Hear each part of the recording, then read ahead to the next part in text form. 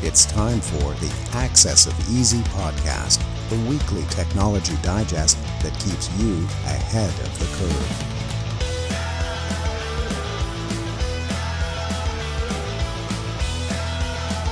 Brought to you by EasyDNS.com.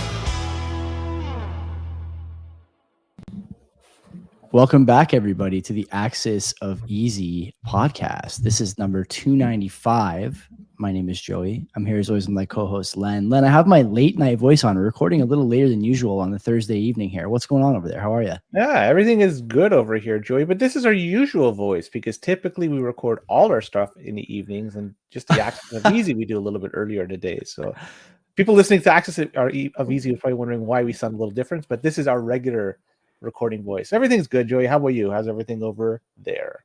I'm good, man. No complaints. We got a lot to talk about today, and some stories that are going to, I think, raise a bit of hell over here. There's some of these things I can't believe I'm reading. It feels like I'm reading these for like the third and fourth time because people are just not learning their lessons. But anyway, we'll get into that. I want to mention that this podcast can be read if you want to read not a transcript, but the newsletter that comes out every week, the Access of Easy newsletter. You can head over to accessofeasy.com, sign up for that. It's weekly email. Or if you want to listen to this, your favorite podcast app, which is great. And the YouTube channel as well is available. This was on the CBP feed. We took it off CBP feed. It's going to be just on the Access of Easy feed. So sign up. We know a lot of people were listening on our feed before. We're trying to put everything in one place and make sure that everyone can still get the podcast or the newsletter, however they see fit. So, Len, without further ado, exclusivity agreements, and we logged on it. There was nothing like that. It was just exactly. Yeah. And so let's get into it. So last week's quote of the week, what lies behind us and what lies before us are tiny matters compared to what lies within us.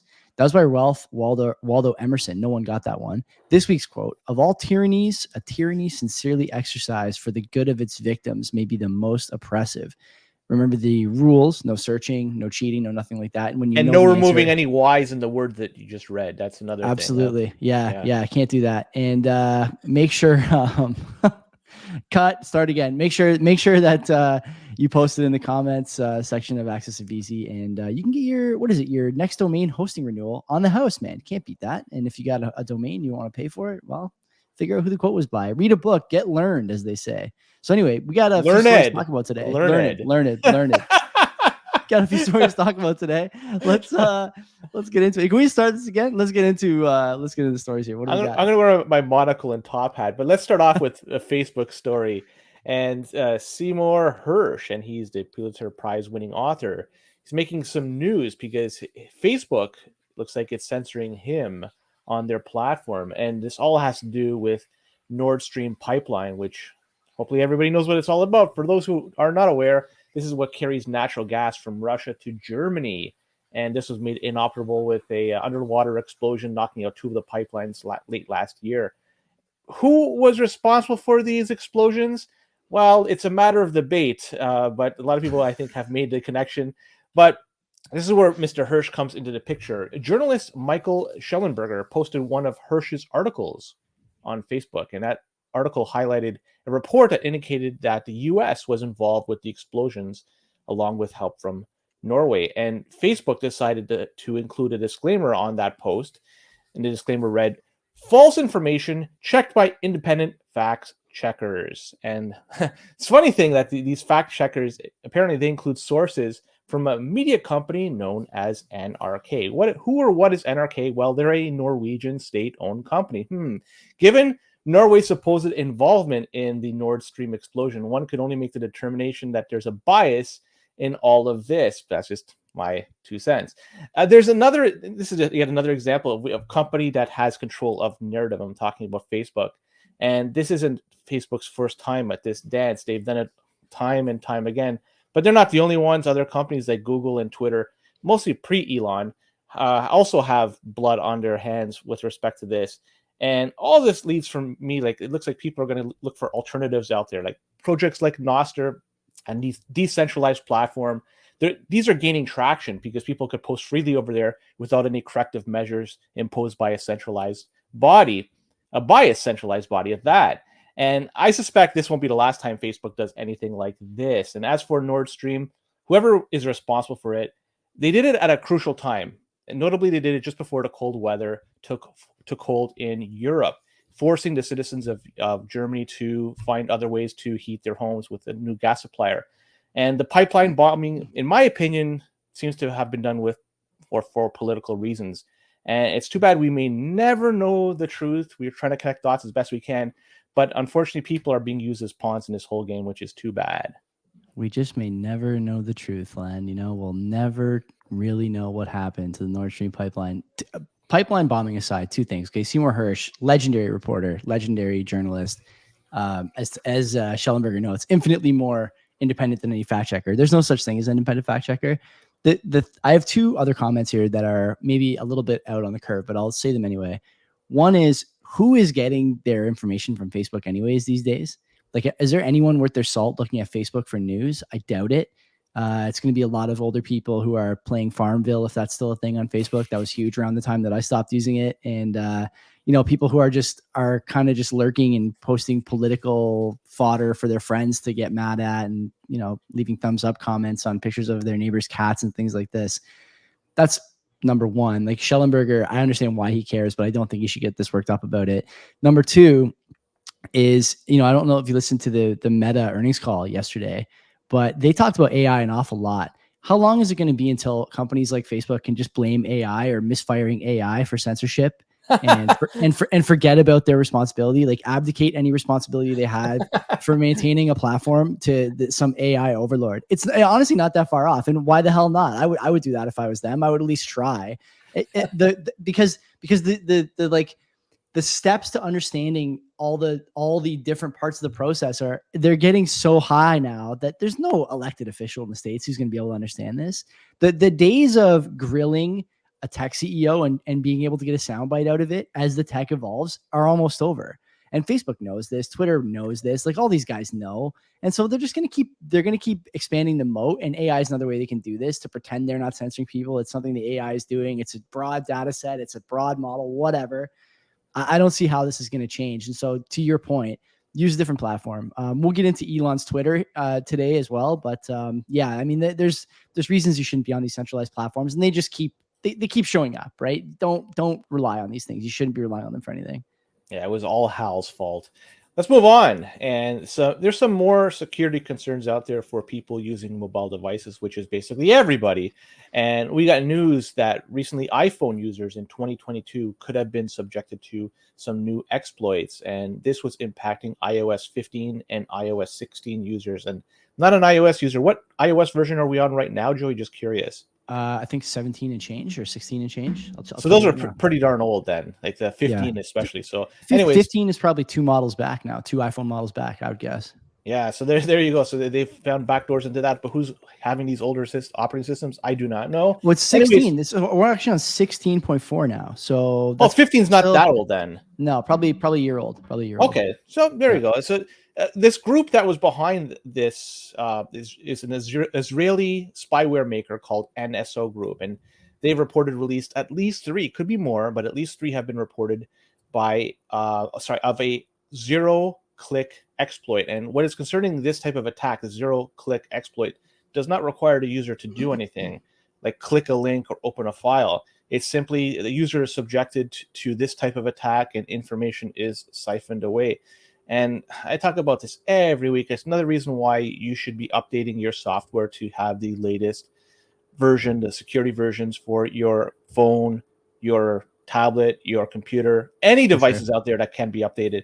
And the NSO Group has positioned their software, spyware, to be used as a tool to help deal with criminals. But the problem with a tool like this, it could be used and potentially abused. And the nature of the data that was being extracted, including messages, location, photos, and call logs. So these are very important pieces of information to any user out there. So if you think that they are going to be using this tool solely for criminal purposes to apprehend criminals, think again, because it's very easy then to overextend boundaries and overextend a reach.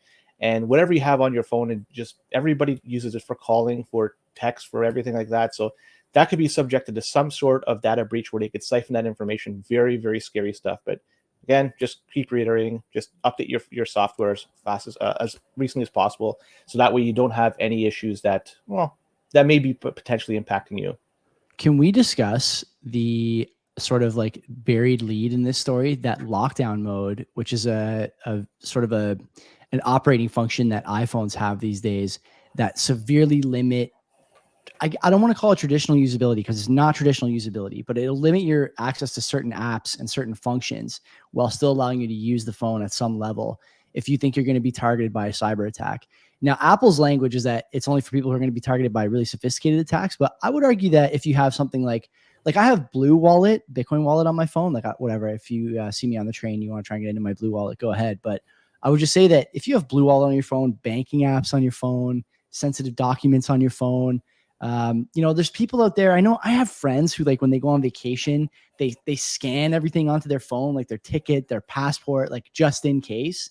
And so I would say that if you're in a crowded area or you're worried about this stuff, you could do this temporarily, and you may have to like actually read a book instead of scrolling Instagram, or talk to your wife instead of, looking on Twitter for the latest rage bait. But it might be worth it in a crowded area, especially because stuff like this exists. And like you mentioned, there's no need for input. And as a result, there's not really a clear indicator that you've been the victim of one of these attacks by the time you realize it's too late. And so why not protect yourself in this way? I think that technology, that kind of functionality limiting app will get better. And I'm looking forward to seeing this. All in all, though, Len, great point about the criminal activity being a guise for additional measures, let's say.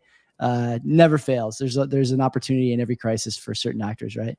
Yeah, give an inch, take a mile, and that's the problem with all this stuff. But anyways, let's move on, because there is some more to talk about. ChatGPT. And man, we talk about these guys all the time. You are vindicated.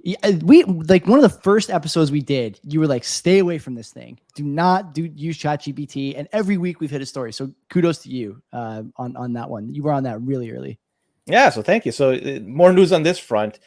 Something called Nagli, I hope I pronounced them correctly, Nagli, is an independent security analyst and bug hunter. What a company that is, an independent security analyst and bug hunter. Well, they found a security vulnerability in ChatGPT, and this could allow an attacker to gain access to another user's account. And with a lot of press recently about ChatGPT security issues, OpenAI, they have made the bold move of launching a big bug bounty program. So this way that they're able to have users out there contribute to it, finding and hopefully dealing with all the bugs that are out there. And the rewards, I took a look at them. They range from $200 to $6,500 per vulnerability. So there's some pretty good coin to be made here, but up to a maximum of $20,000 for the maximum reward. And anybody interested in this, they could check it out at bugcrowd.com. I wonder if EasyDNS is the one that's hosting this. I'll have to talk to Mark. And this latest attack found by Nagli makes use of a web cache deception attack. And this exploit was soon found out by the good people at ChatGPT, and they closed this hole. So it wasn't very active for a terribly long time. But it seems like every week we're talking about another story about ChatGPT. And I'm hoping that nobody out there is posting or sending any sensitive information to it, because as you see, with all these security holes, there's possibility that somebody may get access to it. So I just hope it's just lonely people out there chatting to the AI and hopefully like trying to make some sort of romantic connection.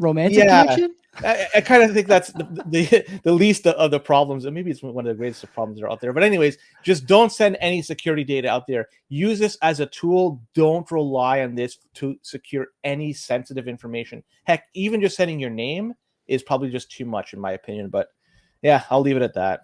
Len, how many people do you know of, not personally, of course, but like that you see online on Twitter, who are making this, the kicking and screaming song and dance about how they couldn't get ChatGPT to make fun of certain minority groups, certain religious groups, certain government groups, but could get them to make fun of like conservatives or Christians or whatever? That you can just imagine what the input history is for someone like that, who spent time trying to get this thing to utter something disdainful about a certain in-group, And so like, if you've done this, if you spend time doing this, first of all, you're a moron. Okay. Second of all, you better assume that someone's got those inputs, because we're finding out every week here that there's another input or another vulnerability in ChatGPT, or some way to get the data, or some way to exploit the database of inputs. And you think that all the stuff you put in there trying to get to say something mean about minorities isn't going to be available with your name on it, with your IP on it. I don't know, man. This is new-ish tech. OpenAI been around a long time, but this is new-ish tech. And, it's like you said, it's a honeypot. There's gonna be a lot of people who said a lot of dumb things on this ChatGPT thing. I've never used it. And I don't think you've used it either, I would guess.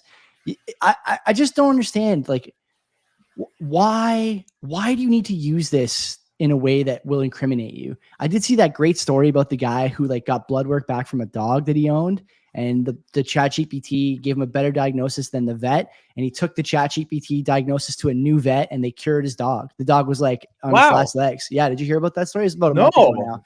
I'll see if I can find it. If I remember when I listened to this back during the editing process, I'll see if I can find it and send it to you. But it's incredible stuff if you use it for the right things. It's not meant to, take your deepest, darkest desires to insult people for their skin color or their religion, and then hang on. It's not meant to do that. And so if you put that stuff in there, like I said, you're a moron, and you're gonna get what's coming to you, buddy. It's all gonna be out in the open, I think, at some point. So look out for that. What episode is that going to be on? You got to call over under episode 350. 299. Let's see. 299. Wow. Yeah, way under. Okay. Yeah, man. We'll see what. Anyways, let's double back. It looks like I went over a story by mistake, and we could talk about Web3. Oh my gosh, Web3. This has been the butt of many Bitcoiners' jokes for the past little while. And talks of project associated with Web3 has been floating around for quite some time with the hopes of raising a whole bunch of capital from VCs out there. So Web3 is always leaves a sour taste in Bitcoiners' mouth.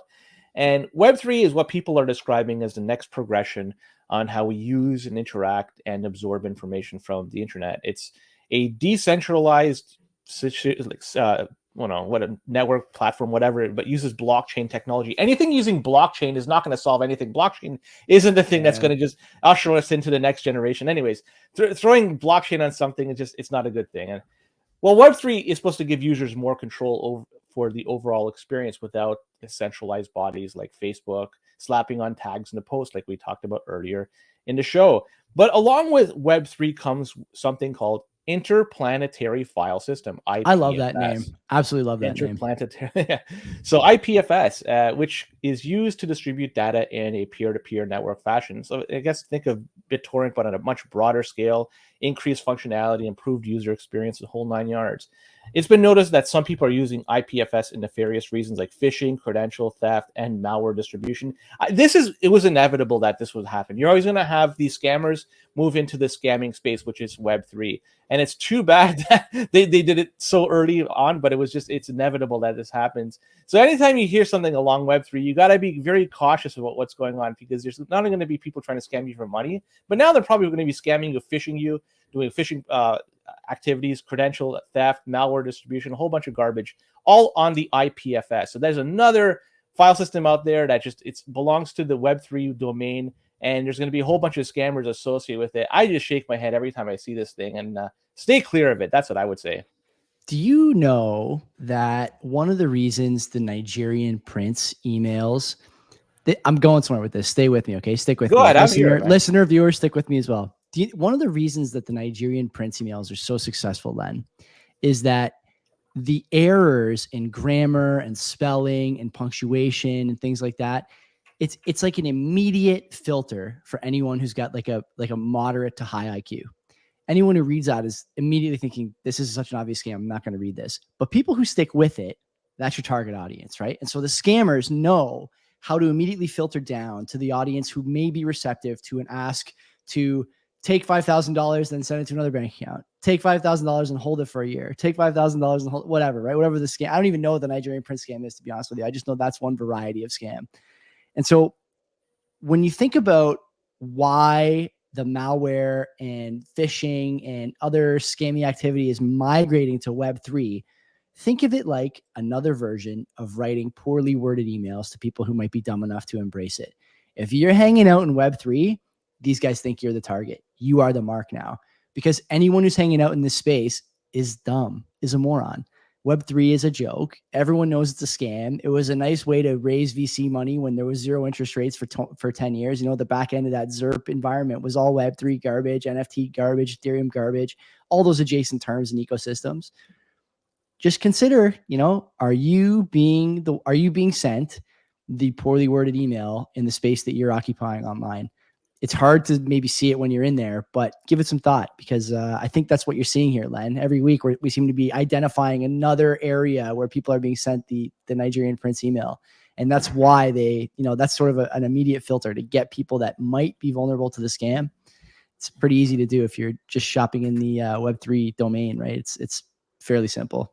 Have you been to my palatial estates in the virtual? No. I have to invite you one time. Land or whatever. What was the name of that? Central Land. Yeah. What the scam that was. Holy shit. Oh my God. And we'll move on, because we could talk about that for a little while.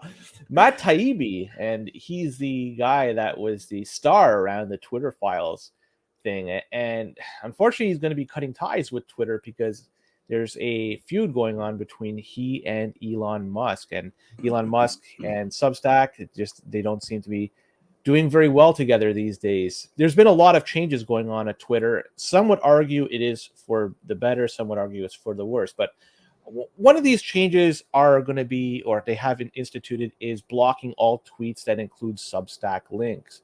And this about face by Twitter was because Substack, they have released a Twitter-like feature called Substack Notes. It's a clone. It's a clone. I haven't seen it, so it's very similar to it. Like it's just a copy paste job of Twitter.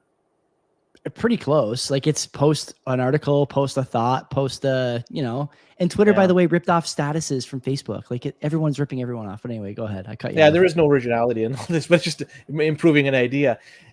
So what does Matt Taibbi have to do with all this? Well, it's because he publishes mostly on Substack, and that would prevent him from reaching a broader audience because he won't be able to be reached on Twitter. And Elon could do whatever he wants with Twitter. I mean, if he feels that a competing platform should be banned, so be it. But doing such a thing comes at a cost.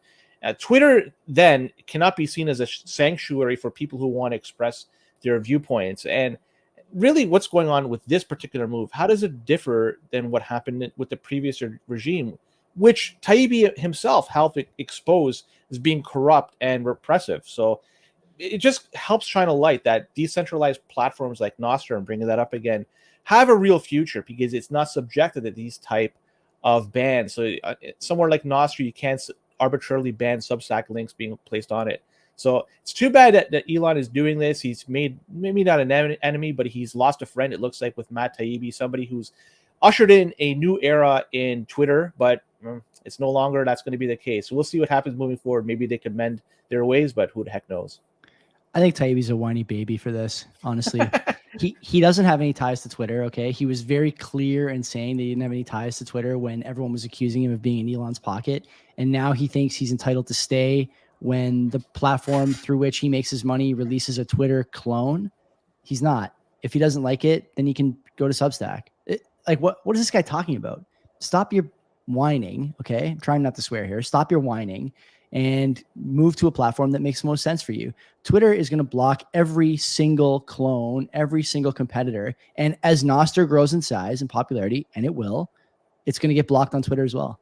And, Len, free market's going to decide who's going to win those battles. Let's wait and see. But this idea that Taibbi is entitled to, I was part of the Twitter files thing, I don't care. And neither should anyone else. This guy, it's such a turnoff, man. Just a whiny kind of reaction to something that shouldn't bother him at all. In my view, that's my opinion. He shouldn't get any favorable treatment. It's just that the fact that when Elon brought Twitter along, or bought Twitter and ushered in a new era, it seemed like there's going to be an age of freedom of expression. He can still say whatever he wants on Twitter. He can say, hey, the ban is just Substack links and Substack. Mm-hmm. So if you want to say whatever you want on Twitter, you can say it, but you can't tell people to leave Twitter and go to the other platform to read your stuff. Twitter, by the way, has a newsletter option, which the name of which escapes me right now, but you could do it there if you want. People don't, because you can't monetize it. Maybe at some point you'll be able to. In fact, I've seen ads on my personal Twitter feed for me to monetize my feed. I have like 3,000 followers. So Taibbi's definitely got that option and will get white glove service if he wants it. He's got to stop complaining. It's stupid. Don't waste people's time. Oh, there you go. Let's move on to OpenAI. And this is the first time I think we've had multiple ChatGPT stories in 1 week. the benevolent European Union's privacy protection rules, the GDPR, they have taken aim at OpenAI, and OpenAI is the developer that is behind ChatGPT, and they are concerned with how the info is gathered and used to train ChatGPT. It's a catch-all that trolls the internet for anything and everything out there. That's what I understand how ChatGPT works. Some countries in the EU have even taken some extreme measures. Italy, for instance, they have banned the use of ChatGPT until OpenAI adopts a number of measures to protect users' privacy, including the ability to allow users to correct inaccurate personal information. So a user could go out there, look what's on ChatGPT by typing their name, realize it's inaccurate or could be accurate, they just want to change it, but it kind of makes me believe this is like a Wikipedia type thing where users have the ability to start changing information, and who's going to be monitoring if the information that they change is indeed correct. So it reminds me just of a different version of Wikipedia. If that's good or bad, I do not know. Just that's what it seems like where this is going to be moving towards. So there you go.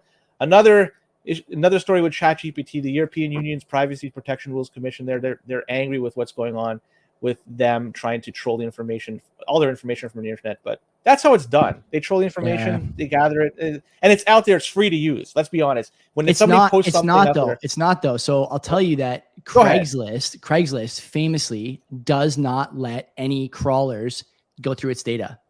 You can't crawl Craigslist. There's probably other sites too that won't let it. And soon, you can stop it. Yeah, and the giant treasure troves like Amazon reviews, YouTube comments, Reddit, my Twitter feed. A lot of chatbots want to go through my Twitter feed to find out all the best stock tips and trading tips. And so, joking aside, I'm like one of the worst predictors of all time. But the thing is that we've talked how many times, maybe not on this show, but like over the years, Len, even before CBP started, back when we were just colleagues at the lunch table, about how data was going to be a commodity. That was a popular thing 5 years ago, and everyone seemed to forget about it as we kind of moved to the COVID era. Has kind of been a blur, and now we're past COVID, and there's other political divides that have arisen, and this idea that commoditized data has gone away.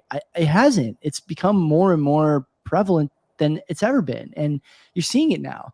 Data is the most important thing on the internet. And whether it's your private data or something that you can crawl for answers in a chatbot, it's worth something. The question is how much. And I think OpenAI, whether they want to or not, is about to find out.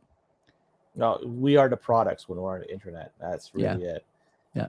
Let's move on. News from ICANN. And this is one of the busy bodies that is working behind the scenes of the internet to make end users like us benefit from easy and robust connections to other computers. Well, they're heading towards the direction of censorship. And since ICANN regulates global domain name policy, or DNS, they have a lot of control. And if they have the final say for controlling domain names, look out. And large and powerful bodies like governments out there, they may find it advantageous to strong-arm ICANN to render decisions that are favorable to these large bodies out there, including the canceling, redirecting, or transferring of domain names. And a proposal right now is in place that would allow for .NET domains, which are currently under the administration of Verisign, to be taken over, because that's going to be one of the options available to ICANN. But this is a slippery slope. And Verisign also has .com names under their umbrella, and this is one of the biggest things. Everybody has a .com. So if somehow ICANN can work their way in and have these banned, redirected, canceled, whatever, they have, I would say, a monopoly over one of the very most important things of the internet, a .com name. For sure. And that's a very scary thing, if that you have one body that's able to impose censorship on this. Because who knows if they're going to be corrupted in the future, if they're going to be bought or strong-armed in any which way. It's a scary thing to think. But yeah, what are your thoughts on this, Joey? My first thought is, how is this not front page news on every tech blog? Even Bitcoin shows should be talking about this. How many Bitcoin resources are out there for newbies, for node runners, for people who want to download wallets, people who want to add entropy, people who want to talk about privacy? Len, if you can't get to the resources, nothing else matters. Nothing else matters. Okay. You want to download Winamp, you got to go to a website. You want to download a Bitcoin wallet, you got to go to a website. You want to download antivirus software, anti-malware software, you got to go to a website. If you want to talk to people about how to brew beer at home because there's a new tax on alcohol in Canada, you got to go to a website. All this stuff has a domain. And if there's control over where those domains lead to, where the information is available, whether or not it's available, that's the end of the open internet. This should be front page news. This is a great example of what you might see in The Sovereign Individual, one of my favorite books, as you know. Governments and non-governmental bodies who set policy to be implemented at the state level are closing in on freedom. It's everywhere. It's not just in transportation. It's not just in communication. It's in access to information now. How can this be allowed? Well, because people are sleepwalking, man. Everyone's worried about their next meal. Everyone's worried about their bank account. Everyone's worried about their equity portfolio, their house, their mortgage, their kids. And they don't see this stuff happening right in front of them. This is huge news. And I don't often dig into the stories in Access of Easy after we do the show, but I might dig into this one a little more. I think we might end up talking about this on Monday on our show. I think it's a big deal, and I don't think anyone knows about it. Yeah. Hey, there you go. So we have some crossover with the show. This is good stuff. So yeah, I look forward to chatting about this one because I'm going to learn a little bit more about it. Yeah. And see how it impacts us moving forward. So yeah, I think it's a good idea. Thanks for listening, everybody. Me and Len will be back same time next week whenever this comes out. And don't forget, if you want to sign up for the newsletter, accessofeasy.com. If you want more of us, check out Canadian Bitcoiners podcast. And until then, take care of yourselves. Yeah, take care.